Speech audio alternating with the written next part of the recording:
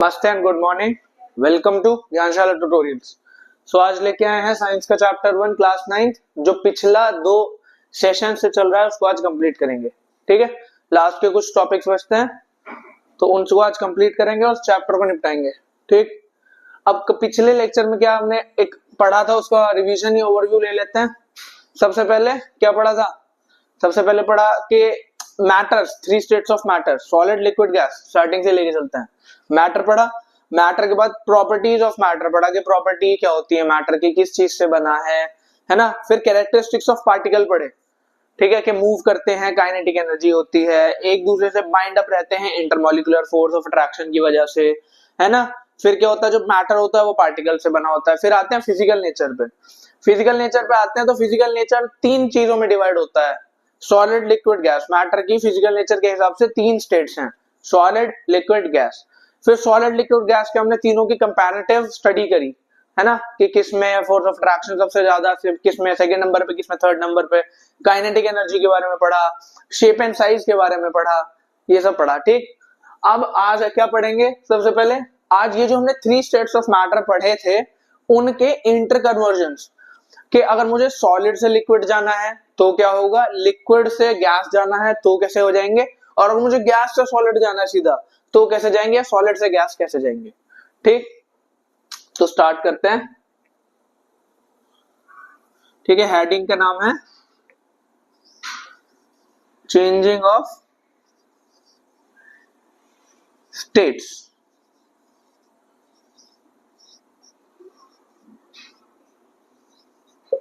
Changing of states हमने पढ़ा 3 states होती हैं।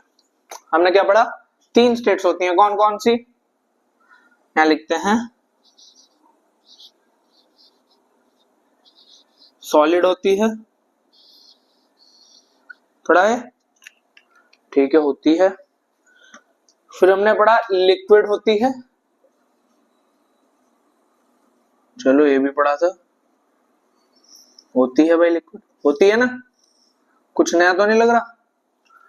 ठीक, फिर हमने पढ़ा क्या होती है, गैस होती है।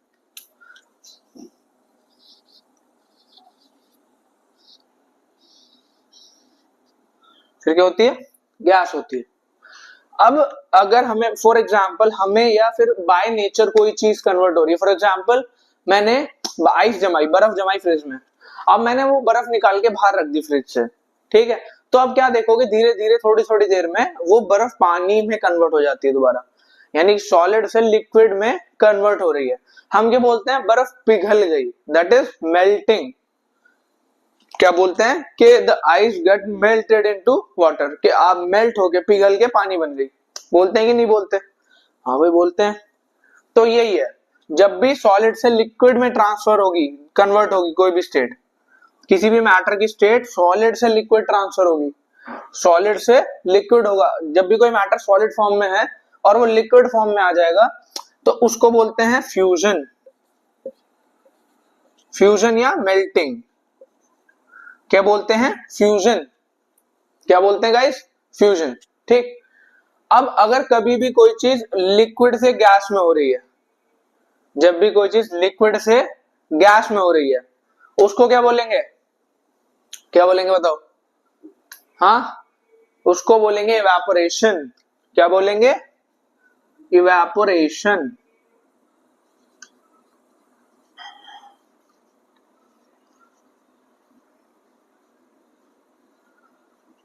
आया समझ? जब भी कोई चीज सॉलिड से लिक्विड बनेगी तो उस प्रोसेस को कहते हैं फ्यूजन। क्या कहते हैं? फ्यूजन। ठीक, कब जब भी कोई मैटर लिक्विड स्टेट से गैस स्टेट में जाएगा उसको बोलते हैं इवेपोरेशन।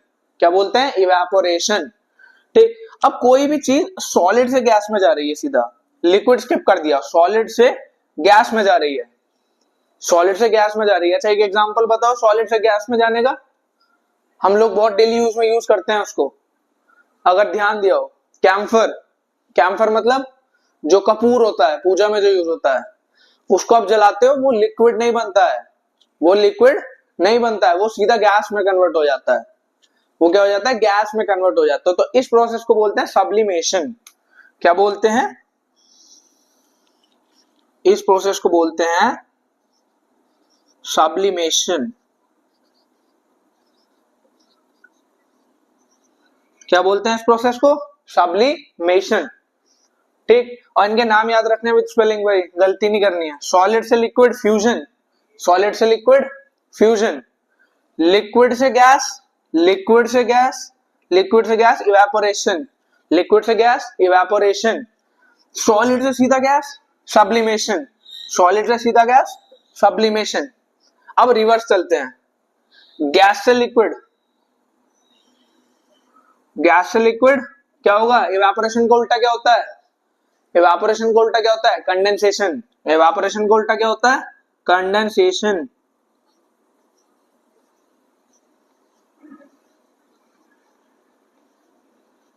कंडेंसेशन। ठीक, लिक्विड से सॉलिड फ्यूजन, मेल्टिंग का उल्टा क्या होता है? फ्यूजन मतलब मेल्टिंग, मेल्टिंग का उल्टा क्या होता है? फ्रीजिंग। ठीक, तो लिक्विड से सॉलिड बनेगा तो फ्रीज होगी चीज।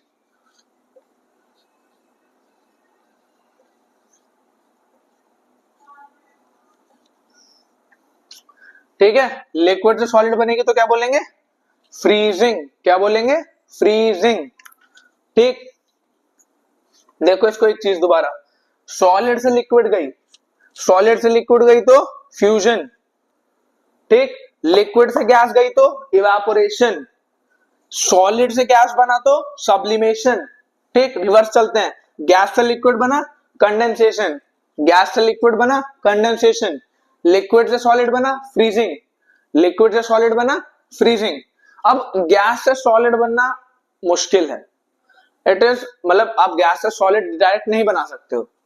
ठीक, मैंने तो इतना नहीं पढ़ा यार गैस से सॉलिड का, आई डोंट थिंक सो, मैंने अभी तक पढ़ा है। ठीक है, गैस से सॉलिड आप नहीं बना सकते। सो इसको देखिए, डायग्राम को स्क्रीनशॉट लीजिए, फिर आगे चलते हैं।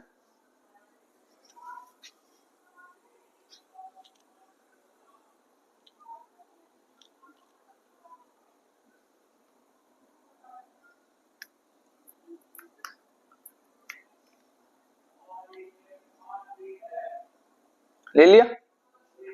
सो ओके, अब एक और चीज गाइस, इवेपोरेशन और वेपराइजेशन, इवेपोरेशन और वेपराइजेशन दोनों में डिफरेंस है। इवेपोरेशन और वेपराइजेशन में दोनों में डिफरेंस है, बन तो वेपर ही रहे हैं। वेपराइजेशन कराई जाती है, इवेपोरेशन एक नेचुरल प्रोसेस है। क्या? वेपराइजेशन कराई जाती है, इवेपोरेशन एक नेचुरल प्रोसेस है। ठीक है, कुल मिला के कहने का मतलब ये है कि evaporation is a kind of vaporization जो कि ऑटोमेटिकली अकर होती है एटमॉस्फेयर में। समझे? क्या समझे? वेपराइजेशन, इवेपोरेशन क्या है? एक प्रकार का वेपराइजेशन है जो कि नेचुरली अकर होती है एटमॉस्फेयर में। तो यहां इवेपोरेशन न लिख के हम वेपराइजेशन लिखेंगे। ठीक, सो लिक्विड से गैस बनाएंगे तो वेपराइजेशन, और गैस से लिक्विड बनेगा तो condensation. Is it okay guys? Is it okay? अब इन सब की एक एक बार डेफिनेशंस देख लेते हैं, इन सब की एक एक बार डेफिनेशंस देख लेते हैं।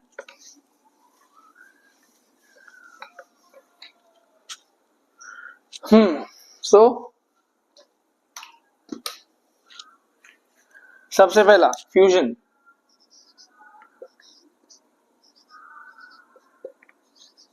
सबसे पहला फ्यूजन।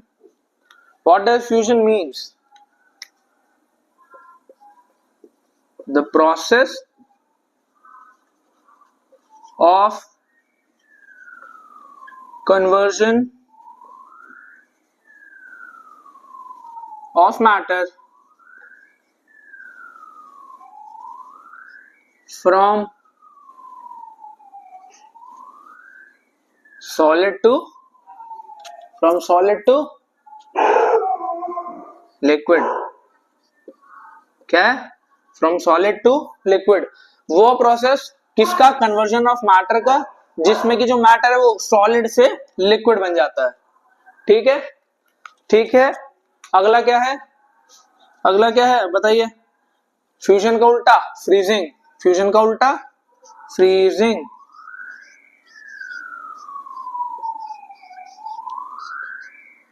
भाई ये कूड़े वाला रोया जाता है, और सायरन भी ऐसा बजाता है जैसे पुलिस वाले आ गए। मुझे रोज लगता है भाई यहाँ कौन धरा जा रहा है रोज, फिर बाद में पता चला तो कचरे वाला आता है सुबह शाम, वरना दोनों टाइम सायरन बजाता है, गाना वाना नहीं बजाता। अब फ्रीजिंग क्या है? फ्रीजिंग है the process of conversion of matter from liquid to solid, from liquid to solid. ठीक, समझा? ऐसा process of conversion of matter जिसमें कि जो मैटर है वो लिक्विड से सॉलिड में आ रहा है। ठीक, अगला देखते हैं। Next one is vaporization. Next one is, यार नीचे हो गया ना, यही दिक्कत है, लिखा नहीं जाता। Next is vaporisation.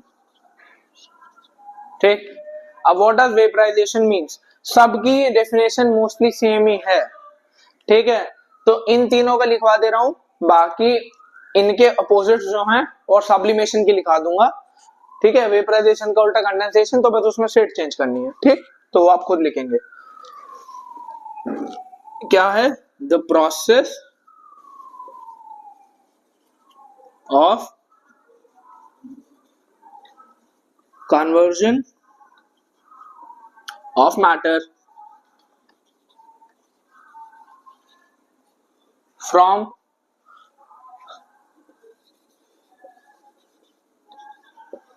liquid to gas। वो प्रोसेस कन्वर्जन ऑफ मैटर का जिसमें कि मैटर लिक्विड से गैस स्टेट में ट्रांसफर हो जाता है। ठीक है, ठीक है, स्क्रीनशॉट ले लो। ले लिया? Let's move on to sublimation. Let's move on to sublimation.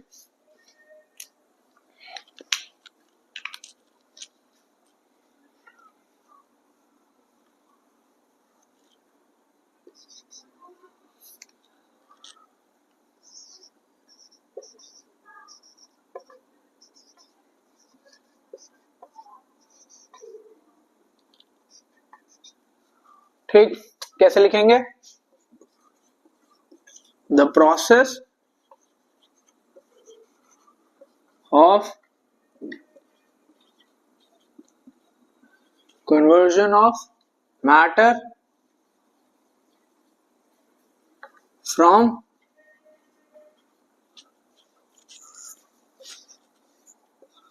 Solid to gas. वो प्रोसेस कन्वर्जन ऑफ मैटर का जिसमें कि जो मैटर है वो क्या है, सॉलिड स्टेट से सीधा गैस स्टेट में चेंज हो रहा है।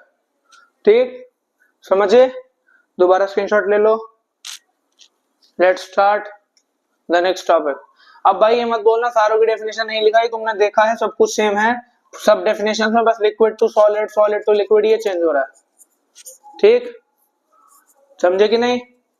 तो ये सारी चीजें ना लिखवा के ये 4 चीजें लिखवा दी, टाइम बचाना चाहिए। बाकी सब चीजें आप खुद लिखेंगे। बाकी सब क्या बचा यार?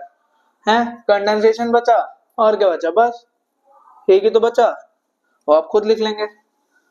हम आगे चलते हैं। और भाई कन्वर्जन ऑफ स्टेट से ये जो डेफिनेशंस हैं ये आती हैं। ठीक है, आपसे पूछ लिया जाएगा एमसीक्यू में कि वो प्रोसेस बताइए जिसमें कि जो मैटर है वो गैसियस स्टेट से सीधा सॉलिड स्टेट में चेंज हो रहा है, सॉलिड स्टेट से सीधा गैसियस स्टेट में चेंज हो रहा है। तो ऑप्शन दे देगा 4, आपको टिक करना सब्लिमेशन। तो एमसीक्यू में आता है, वन वर्ड आंसर याद रखने हैं। ठीक, डेफिनेशन याद रखोगे और ज्यादा बेहतर है। अब हमारा नेक्स्ट टॉपिक है लेटेंट हीट। तुम्हारे लिए एक नया टॉपिक है। सो लेटेंट हीट कह रहा हूं। लेटेंट हीट क्या होती है? Latent heat is the amount of heat absorbed और रिलीज्ड ड्यूरिंग अ प्रोसेस। अब ये तो हो गई बुकिश लैंग्वेज, समझते हैं कैसे समझेंगे। ये है एक चीज, ये एक सॉलिड है। ठीक है, ये सॉलिड है सॉलिड के अंदर ये हैं इसके पार्टिकल्स,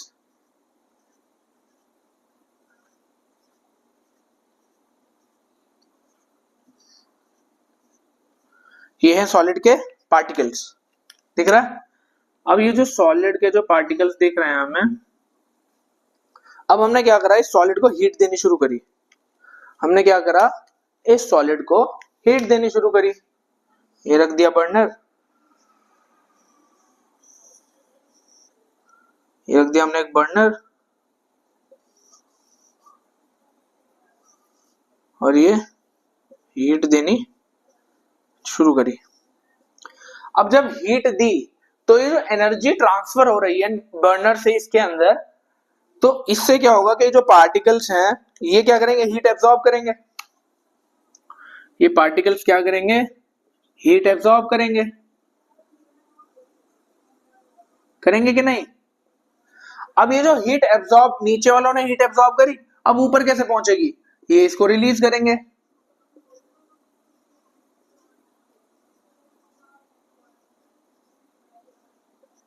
ऐसे ये इसको रिलीज करेंगे,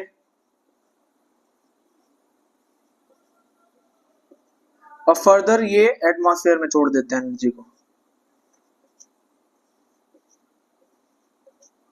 तो ये जो कॉन्टिन्यूस प्रोसेस है कि हीट को एब्जॉर्ब करना और ट्रांसफर करना, एब्जॉर्ब करना और ट्रांसफर करना, इसी प्रोसेस में जो हीट एब्जॉर्ब और ट्रांसफर करी, एब्जॉर्ब और रिलीज करी जाती है, उसको बोलते हैं लेटेंट हीट। ये जो पार्टिकल्स, मान के चलो ये वाला पार्टिकल है, ये वाले पार्टिकल ने कुछ सर्टेन अमाउंट ऑफ हीट क्या करी, एब्जॉर्ब करी, और वही certain amount of heat release कर दी।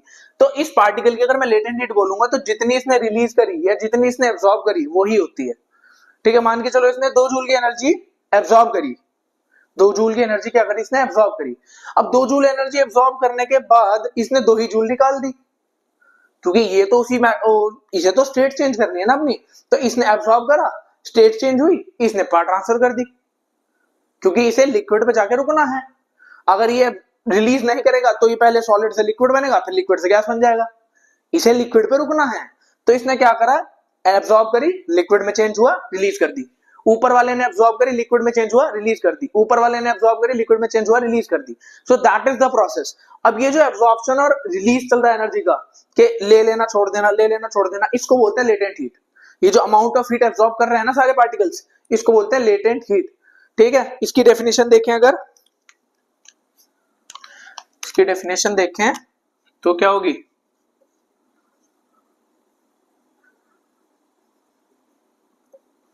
Heat absorbed slash released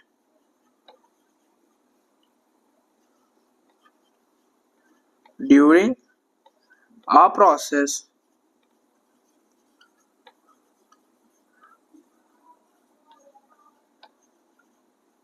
where the particles of matter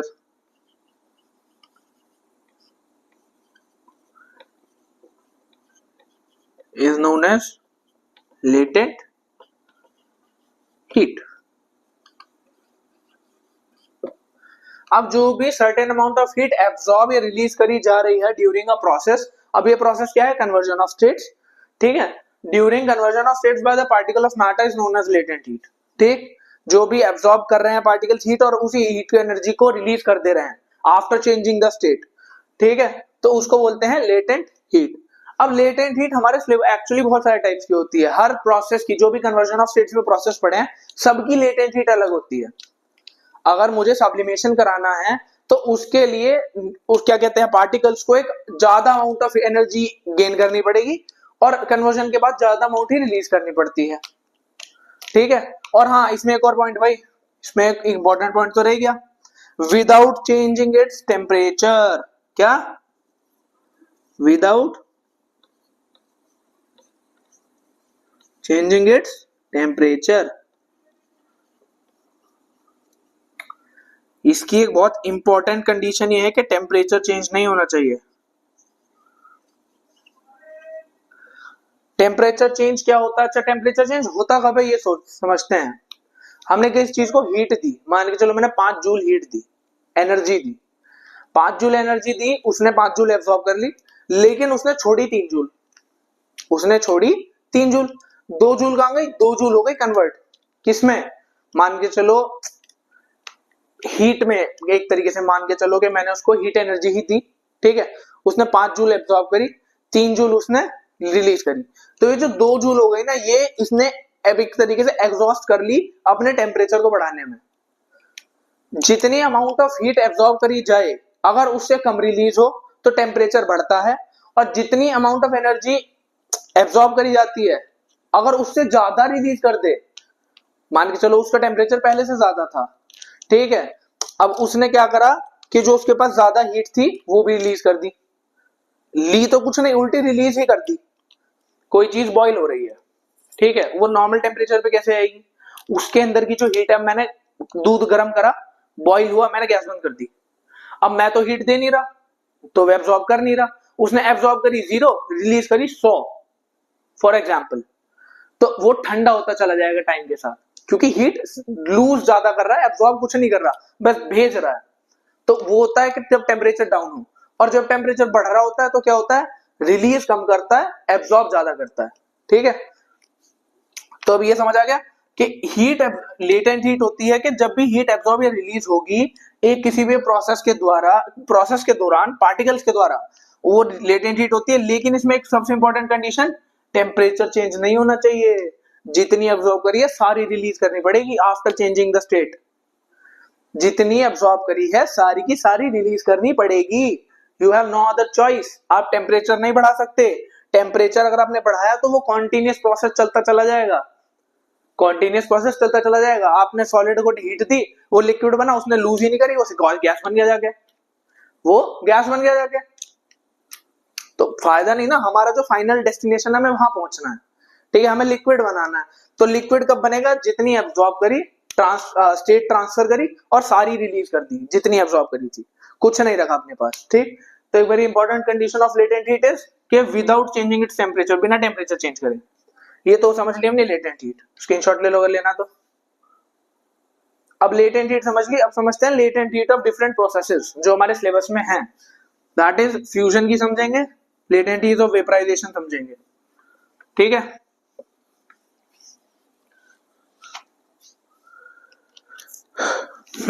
So first one is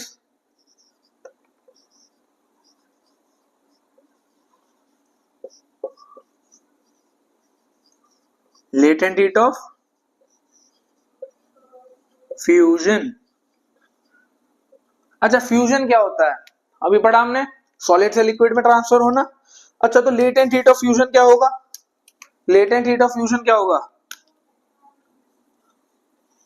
heat required to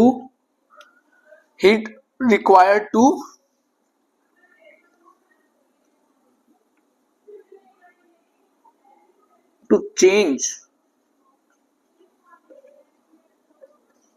the state from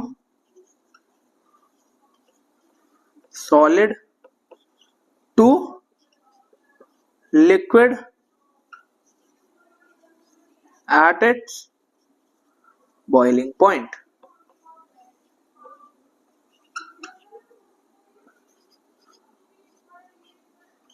Oh, at its melting point, sorry, at its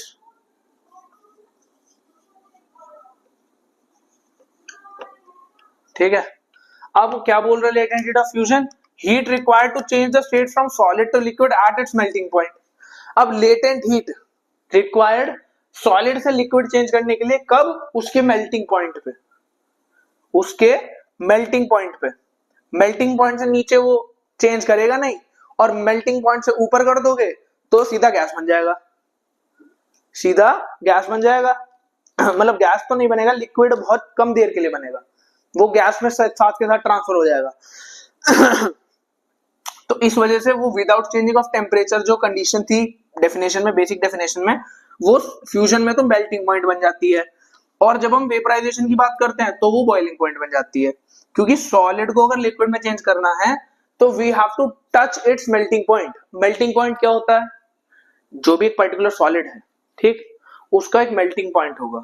अब melting point मतलब कि उसको एक certain amount of temperature, certain amount of degree Celsius तक हमें गर्म करना पड़ेगा, तब जाके वो मेल्ट होगा, यानी लिक्विड में चेंज होगा। ठीक है, मान के चलो क्या बात करें, किस चीज की बात करें? मेल्टिंग पॉइंट में आयरन लेते हैं। ठीक, आयरन का मेल्टिंग पॉइंट बहुत ज्यादा है, बहुत ज्यादा है। सर्टेन तो मेरे को पता नहीं कि एग्जैक्टली कितना होता है, but I think thousands of degree में होता है, डिग्री सेल्सियस में। ठीक, तो अब उस टेम्परेचर तक पहुंचाना पड़ेगा उसे पिघलाने के लिए। हाँ, आयरन भी मेल्ट हो जाता है। ठीक है, अब आयरन को मेल्ट करने के लिए एक सर्टेन अमाउंट ऑफ टेम्परेचर तक पहुंचाना पड़ेगा। वो जो सर्टेन अमाउंट ऑफ टेम्परेचर है वही बॉइलिंग पॉइंट होता है। ठीक, समझे? तो लेटेंट हीट ऑफ फ्यूजन क्या है? हीट रिक्वायर्ड, जितनी अमाउंट ऑफ हीट चाहिए आपको सॉलिड से लिक्विड में स्टेट चेंज करने के लिए, उसके मेल्टिंग पॉइंट पे, उसके मेल्टिंग पॉइंट पे। ठीक है, समझे? चले आगे, नेक्स्ट देखें। अरे ब्लैक वाला कहां है? ये रहा। तो नेक्स्ट देखेंगे, पर्पल भी रख दिया। Next is latent heat of vaporisation.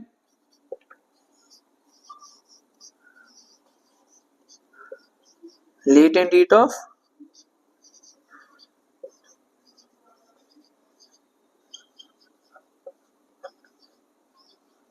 Vaporisation. ठीक, अब लेटेंट हीट ऑफ वेपराइजेशन की बात करते हैं, तो ये same definition, heat required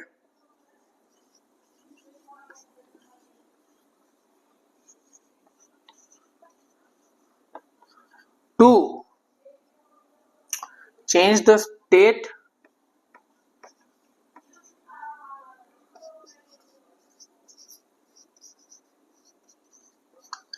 from liquid to gas at its boiling point। melting point नहीं, at its boiling point। liquids का boiling point होता है, melting point नहीं होता। ठीक, अब इसकी डेफिनेशन क्या है? Heat required to change the state from liquid to gas at its boiling point. Latent heat of vaporization है कि वेपराइजेशन के लिए जो अमाउंट ऑफ हीट रिक्वायर्ड है, वेपराइजेशन क्या होता है? लिक्विड टू गैस चेंज करना, from liquid to gas, vapour बनाना, वेपराइज करना, भाप बनाना। ठीक है, तो अमाउंट ऑफ हीट रिक्वायर्ड है वेपराइजेशन के लिए उसके बॉइलिंग पॉइंट पे। ठीक है, लिक्विड का होता है बॉइलिंग पॉइंट, जिसमें कि एक ऐसा सर्टेन अमाउंट ऑफ टेम्परेचर जिसमें कि जो लिक्विड है वो वेपर में चेंज होने लगते हैं। पानी का 100 डिग्री सेल्सियस होता है। पानी का कितना होता है? 100 डिग्री सेल्सियस होता है। और अगर पानी को 100 डिग्री सेल्सियस तक बॉईल कर दोगे, वो वेपर बनना स्टार्ट कर देगा। जैसे ही 100 डिग्री पहुंचा, वो वेपर बनना स्टार्ट किया। ठीक है, तो इसको बोलते हैं लेटेंट हीट ऑफ वेपराइजेशन। ठीक, समझ आया लेटेंट हीट का? समझ आया लेटेंट हीट का? अगर इसमें कोई भी डाउट होता है तो आप मेरे को बताएंगे, हम इसके ऊपर एक अलग से प्रॉपर शॉर्ट वीडियो लेके आएंगे लेटेंट हीट समझाने के लिए। ठीक, विद एग्जांपल्स। ठीक है, डन।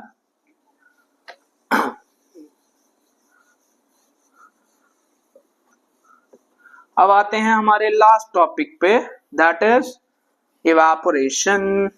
That is evaporation. अच्छा, अब एक चीज बताइए आपके, मैंने बोला कि वेपराइजेशन सिर्फ बॉइलिंग पॉइंट पे होता है। मैंने बोला कि पानी का 100 डिग्री होता है, तो 100 डिग्री पहुंचाओगे तभी वो वेपर में चेंज होगा।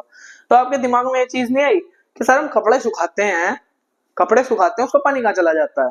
वो ऐसा तो है नहीं हम कपड़े को गैस पे 100 डिग्री सेल्सियस तक जलाते हैं, फिर जाके वो पानी ऊपर जाता है, फिर वो कपड़े सूख जाते हैं।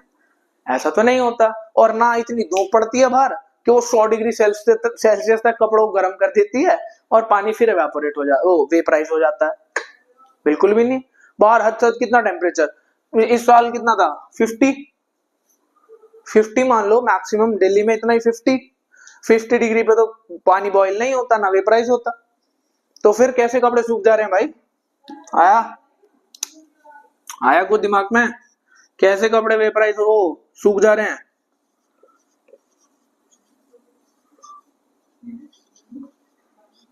कैसे कपड़े सूख जा रहे हैं? सोचा है? कपड़े सूखते हैं इवापोरेशन से। इवापोरेशन बोलते ही उसे हैं। The process of vaporization of water below its boiling point. ये है इसका तिकड़म, बिलो इट्स बॉइलिंग पॉइंट। इसका सोल क्या है, ये पॉइंट है। ये जो लास्ट के 3 वर्ड है ना, ये डेफिनेशन इस टॉपिक का ही आत्मा है, सोल है। ठीक है, क्या कह रहे हैं हम, the process of vaporization of water, समझ आ गया कि एवेपोरेशन में क्या हो रहा है, पानी भाप बन रहा है, समझ गए। लेकिन इसका जो सोल है वो क्या है, ये बिलो इट्स बॉइलिंग पॉइंट। कि भाई बिलो इट्स बॉइलिंग पॉइंट से अगर नहीं, ये चीज नहीं है, तो फिर तो वेपराइजेशन एवेपोरेशन सेम हो गया। लेकिन नहीं, दोनों अलग चीज हैं। इवेपोरेशन एक kind of special kind of vaporization है, जिसमें कि वेपराइजेशन इवेपोरेशन में क्या होता है, पानी वेपर में चेंज हो जाता है below its boiling point, 100 degree से पहले ही, 100 डिग्री से पहले ही। अब कैसे, वो पढ़ेंगे, वो पढ़ेंगे। ठीक है, सो अब देखते हैं एक एग्जांपल। मान के चलो, क्या दिखाऊं, ये कपड़ा है, ये दिख रहा है। अब इसको मैं एकदम ऐसा पतली सी रस्सी बना देता हूं और अब सुखाऊं मैं इसको। अब मैं इसको सूखने डालता हूं, गीला करके। अब इसे ऐसे सूखने डालता हूं पतली सी रस्सी बना के, तो ये ऐसे जल्दी सूखेगा, या अगर मैं इसको पूरा प्रॉपर खोल के और ऐसे डालूं तो ऐसे जल्दी सूखेगा। बताओ कैसे जल्दी सूखेगा। हाँ, ऑप्शन ए इज कि हम टॉवल की एकदम टाइट सी रस्सी बना के उसे तार पे डालें, या कहीं भी डालें धूप में सूखने के लिए, ठीक है, तब जल्दी सूखेगा। या फिर उसे प्रॉपर खोल के एकदम फैला के सुखाएं, जब जल्दी सूखेगा। ऑब्वियस सी बात है कि जब हम उसे थोड़ा एक्सपैंड करके डालेंगे, जब जल्दी सूखेगा। यानी कि हम उसका क्या बढ़ा रहे हैं, हम उसका सरफेस एरिया बढ़ा रहे हैं, हम उसका सरफेस एरिया बढ़ा रहे हैं। तो our next topic is factors affecting evaporation. Factors affecting evaporation, ऐसे फैक्टर्स जिनके ऊपर इवेपोरेशन डिपेंड करता है। ऐसे फैक्टर्स जिनके ऊपर इवेपोरेशन क्या करता है, डिपेंड करता है। Factors affecting evaporation.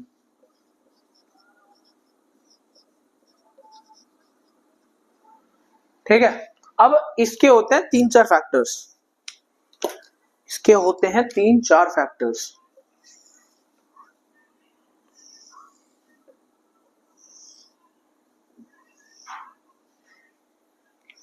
पहला तो अभी हमने पढ़ लिया, पढ़ा क्या मतलब समझ लिया, that is surface area. Surface area, surface area समझते हैं। What does surface area mean, surface area वो उस प्रकार का एरिया मान के चलो जो कि लाइट को डायरेक्टली, हीट को डायरेक्टली फेस कर रहा है, उसको बोलते हैं सरफेस एरिया।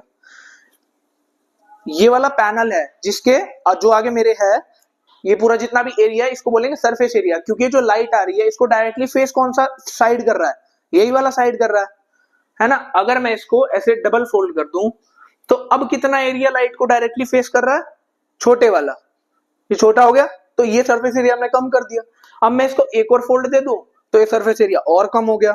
अब मैं इसको ऐसे कर दूं तो सरफेस एरिया और कम हो गया। अब मैं इसको बिल्कुल ऐसे कर दूं और कम हो गया। तो सरफेस एरिया जितना कम होता जाएगा तो इवेपोरेशन उतना स्लो होगा। क्या, सरफेस एरिया जितना कम होगा इवेपोरेशन उतना स्लो होगा। ठीक है, यहां पे लिखते हैं सरफेस एरिया, सरफेस एरिया जितना बढ़ेगा इवेपोरेशन उतना तेजी से होगा, यानी कि डायरेक्टली प्रोपोर्शनल टू इवेपोरेशन। अब ये प्रोपोर्शनलिटी का साइन समझ लो भाई क्या होता है। अगर डायरेक्टली लगाया हुआ है तो मतलब अगर सरफेस एरिया बढ़ेगा तो इवेपोरेशन बढ़ेगा। अगर मैं इनवर्सली लगा दूं, मतलब कि surface area is directly proportional to 1 upon evaporation. तो इसका मतलब होगा सरफेस एरिया अगर बढ़ेगा तो इवेपोरेशन स्लो हो जाएगा, फॉर एग्जांपल। लेकिन रियलिटी में क्या होता है, सरफेस एरिया बढ़ेगा तो इवेपोरेशन फास्टर होगा, इवेपोरेशन फास्टर होगा। ठीक, अब बात करते हैं कि हीट, अब बात करते हैं हीट या टेम्परेचर की। अरे पर्पल कहां गया यार, हाँ बात करते हैं टेम्परेचर की। Next factor is temperature.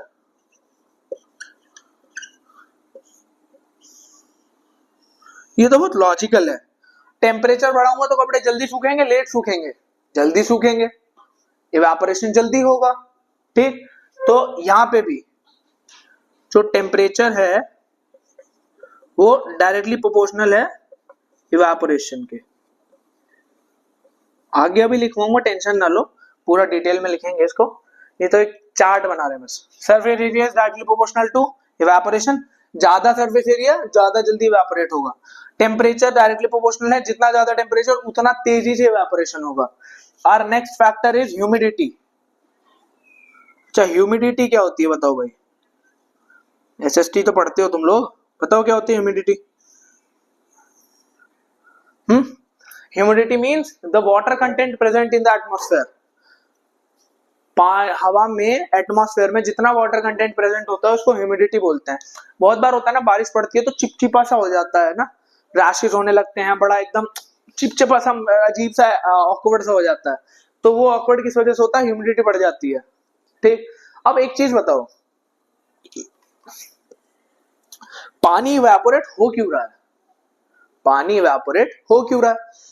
जब भी ड्राई डेज होते हैं, ड्राई डेज मतलब जिनमें धूप ज्यादा है, धूप ज्यादा है यानी एटमॉस्फेयर में पानी की कमी है, इसलिए तो सूखा सूखा है, ड्राई डे है बहुत। ड्राई डे वो ड्राई डे वाला ड्राई डे नहीं, जब ठेके बंद रहते हैं वो नहीं। जब ड्राई डे मतलब कि जब एटमॉस्फेयर में ह्यूमिडिटी कम है, ये बिल्कुल ना के बराबर है, उसको बोलते हैं ड्राई डे मेरी लैंग्वेज में। ठीक है, तो अब कोई भी ड्राई डे है तो उसमें ह्यूमिडिटी बिल्कुल ना के बराबर है।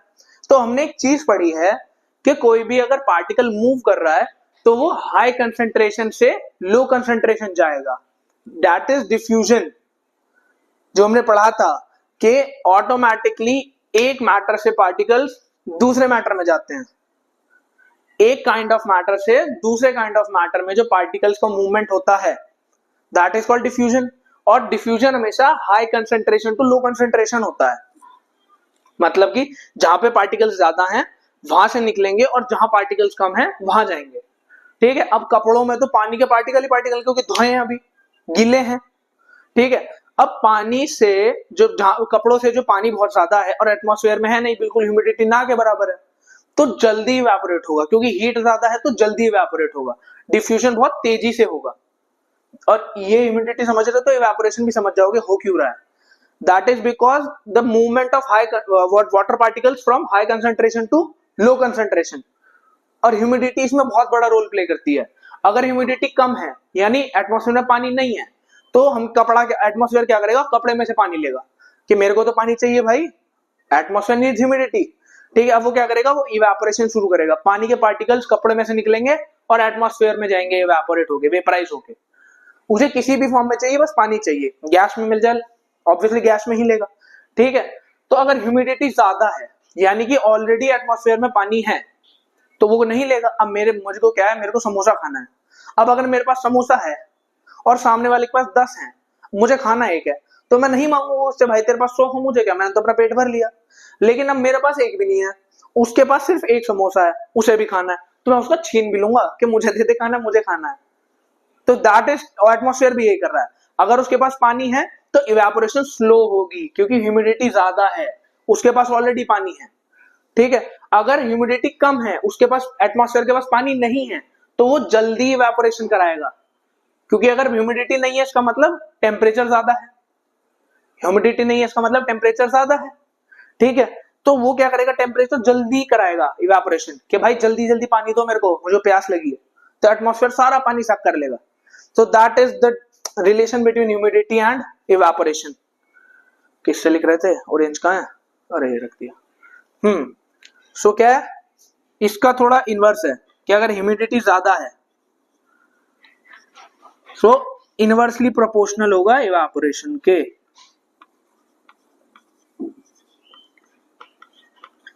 क्या होगा, इनवर्सली प्रोपोर्शनल होगा। मतलब कि अगर ह्यूमिडिटी ज्यादा होगी तो इवेपोरेशन स्लो होगा, अगर ह्यूमिडिटी कम होगी तो इवेपोरेशन जल्दी होगा। अंडरस्टैंड। और लास्ट जो हमारा फैक्टर बचता है that is speed of wind या विंड स्पीड।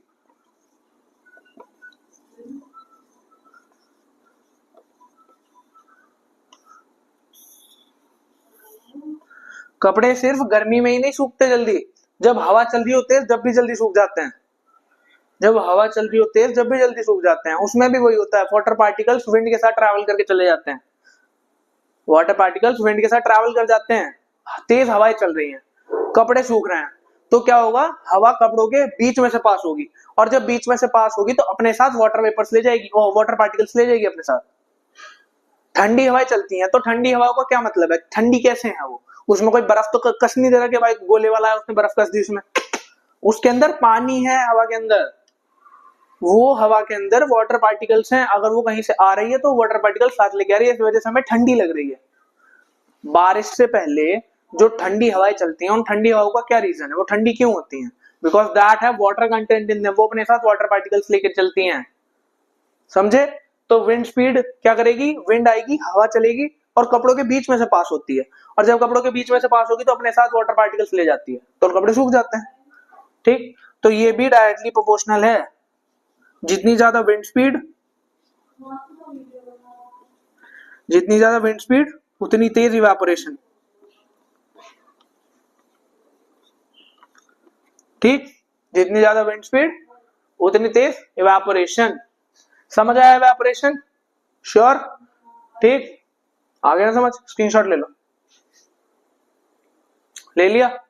सो अब क्या करेंगे हम, बचा कुछ नहीं बचा, अब हम करेंगे समरी, यानी एक ओवरव्यू मोटा मोटा। ठीक है, फ्लो चार्ट बनाएंगे पूरे चैप्टर का।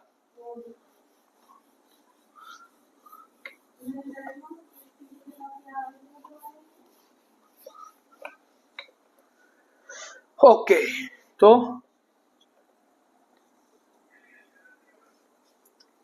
सबसे पहले हमने पढ़ा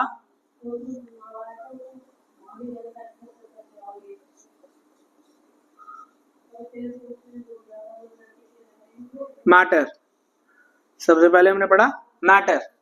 ठीक है, मैटर क्या होता है, anything which occupy space and have मास, उसको बोलते हैं मैटर।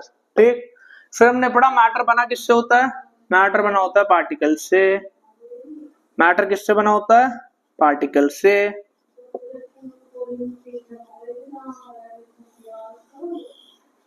और पार्टिकल्स की हमने फिर पढ़ी कैरेक्टरिस्टिक्स, कितनी कैरेक्टरिस्टिक्स पढ़ी, 3। सबसे पहली continuous movement,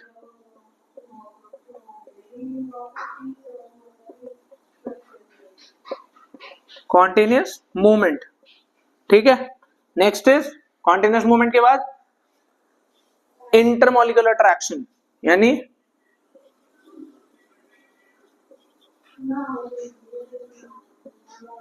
attraction between particles. ठीक है, और क्या पढ़ा, continuous movement, kinetic energy, attraction between particles, intermolecular force of attraction, और क्या पढ़ा पार्टिकल्स के बारे में, बस 2 ही पढ़ी, यही पढ़ी थी भाई, और क्या पढ़ा बताओ क्या पढ़ा। ठीक है, पार्टिकल्स का पढ़ा, किससे बने होते हैं पार्टिकल्स, मतलब मैटर किससे बने होते हैं, पार्टिकल्स से। ठीक, फिर हमने पढ़ा नेचर किसका, मैटर का। फिर हमने पढ़ा नेचर, किसका नेचर पढ़ा,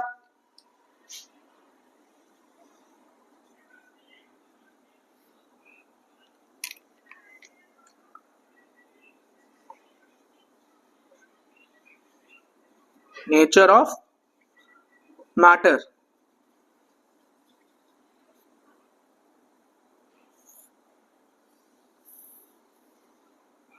नेचर ऑफ मैटर में पढ़ा states of matter, oh sorry, nature of matter में पढ़ा फिजिकल नेचर।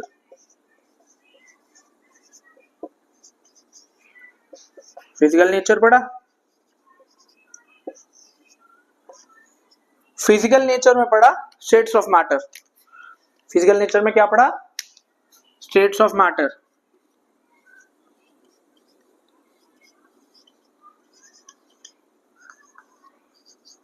तीन स्टेट्स ऑफ मैटर पढ़ी, सॉलिड, लिक्विड, गैस। ये फ्लो चार्ट यूज होता है रिवीजन के लिए। सबसे पहले मैटर पढ़ा क्या होता है, अब तो दिमाग में याद होना चाहिए मैटर की डेफिनेशन। फिर पता मैटर किससे बना है, पार्टिकल से बना है। फिर हमने पार्टिकल की पढ़ी कैरेक्टरिस्टिक्स, कॉन्टिन्यूअस मूवमेंट होता है, अट्रैक्शन बिटवीन पार्टिकल्स होता है, ठीक है। फिर हमने पढ़ा नेचर ऑफ मैटर, सॉरी, फिर हमने पढ़ा nature of matter. Nature of matter में क्या पढ़ा, फिजिकल नेचर पढ़ा। फिजिकल नेचर के हिसाब से स्टेट्स ऑफ मैटर कितने प्रकार के हैं, तीन। कौन कौन से, सॉलिड, लिक्विड, गैस, ठीक है। फिर हमने सॉलिड, लिक्विड, गैस के बीच में कंपैरिजन करा। फिर हमने क्या करा, सॉलिड, लिक्विड, गैस के बीच में कंपैरिजन।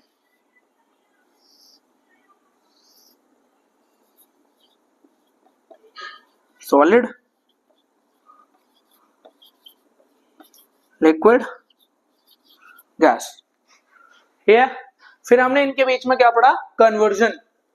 इनके बीच में क्या पढ़ा, कन्वर्जन।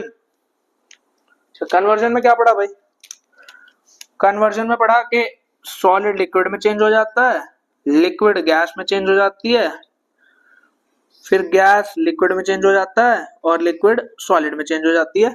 और एक चीज हमने पढ़ी कि जो सॉलिड है ये डायरेक्ट गैस में भी हो जाता है। पढ़ा था कि नहीं पढ़ा था, सब चीज पढ़ी, ठीक है। अब याद करना है ये आपको, सॉलिड से लिक्विड जाएंगे क्या होगा, फ्यूजन। सॉलिड से लिक्विड जाएंगे क्या होगा, फ्यूजन। लिक्विड से गैस जाएंगे क्या होगा, वेपराइजेशन। लिक्विड से गैस जाएंगे क्या होगा, वेपराइजेशन। सॉलिड से गैस जाएंगे आएगा सब्लिमेशन। सॉलिड से गैस जाएंगे सब्लिमेशन। गैस से लिक्विड जाएंगे, गैस से लिक्विड जाएंगे क्या बताओ, गैस से लिक्विड जाएंगे कंडेंसेशन। गैस से लिक्विड जाएंगे कंडेंसेशन। लिक्विड से सॉलिड जाएंगे, याद करो, लिक्विड से सॉलिड जाएंगे फ्रीजिंग। लिक्विड से सॉलिड जाएंगे फ्रीजिंग। स्टेट्स ऑफ मैटर पढ़ा, कन्वर्जन पढ़ लिया। फिर आए किस पे, फिर किस पे आए हम, लेटेंट हीट पे, ठीक। फिर किस पे आए, लेटेंट हीट पे। इसी टॉपिक से एक टॉपिक निकला लेटेंट हीट, इसी टॉपिक से निकला लेटेंट हीट, निकला कि नहीं। हमने लेटेंट हीट पढ़ी दो की, लेटेंट हीट कितनों की पढ़ी, दो की पढ़ी। किन किन की, फ्यूजन, लेटेंट हीट किन की पढ़ी, फ्यूजन और वेपराइजेशन,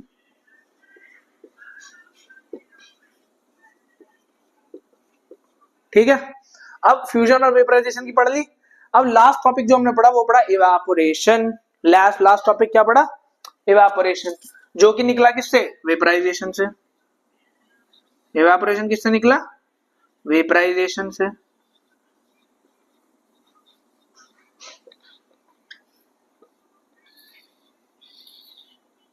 ठीक। अब इवापोरेशन के हमने अंदर एक और सब टॉपिक पढ़ा, that is the last of our chapter के फैक्टर्स अफेक्टिंग इवापोरेशन।